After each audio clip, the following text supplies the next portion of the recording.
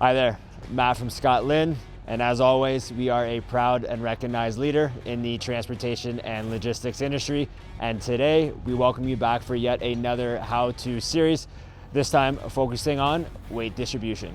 So if you're looking to learn more or simply how to, stay tuned and follow along. Today, we are breaking down the basics of proper load distribution and why it matters every time you hit the road. When loading a truck like this, it's about balance, safety, and staying compliant. Step one, start by understanding your legal weight axle limits, as your steers, drives, and trailer axles all have their own weight caps.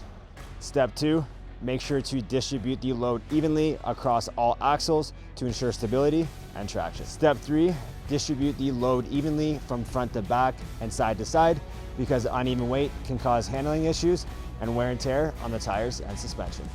Step four, make sure to secure the load correctly using the proper equipment, as even a well-balanced load can shift during the transportation process.